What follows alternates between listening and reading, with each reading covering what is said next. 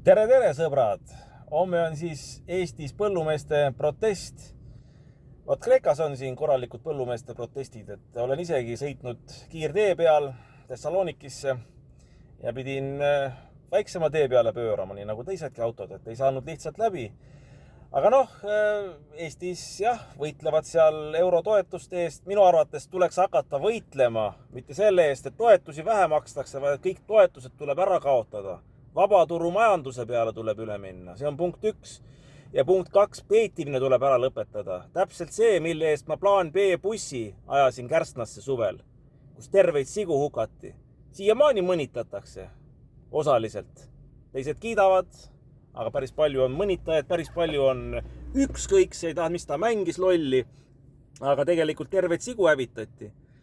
Ja väga palju hävitati, väga palju majanduslikku kahju tehti ja toidujulgeolekut kahjustati, nagu praegu Venemaal, Siberis, väikseid talusid hävitatakse. Ka Kreekas. See on ülemaailmne aktsioon, ülemaailmne agenda. Vaat selle vastu tuleb protestida, mitte minna traktoritega Lõunakeskusest Vanglasillani. Sellega jõuabki lõpuks vanglasse. Sellega jõuabki see, et meil hävitatakse ära ükshaaval, talu haaval, ettevõtte haaval. Nii et mitte toetuste pärast ei ole vaja võidelda, vaid ellujäämise pärast ja lolluste vastu. Ja ei ole vaja mõelda seda, et vaata, kus on räuskajad või vaata, mida valitsus ütleb. Valitsusel peab pigistama hakkama ja mis seal salata, ega rahvas peab ka tundma, kes liiga hästi elab veel enda arvates. Tegelikult ei ela, aga enda arvates elab liiga hästi.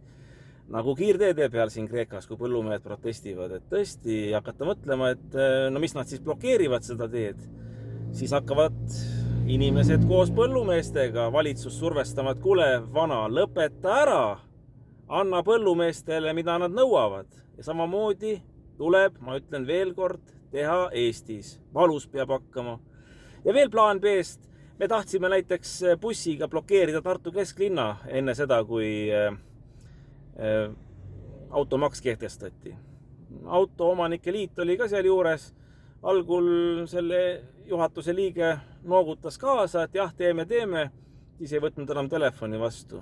Ja ega seal huvilisi väga ei olnud, et ka pidada olema liiga hull protest. Aga ma arvan, et tasulise parkimise, automaksu, kõikide selliste lolluste vastu ainult nii aitab võidelda, kui valus peab hakkama. Sõna otseses mõttes valus peab hakkama. Ja kui me seda ei suuda, siis maksame rõõmuga ja viime oma põllumajandusega pankrotti ja toidujulgeoleku. Nii et mis te arvate, inimesed? Kuidas me teeme?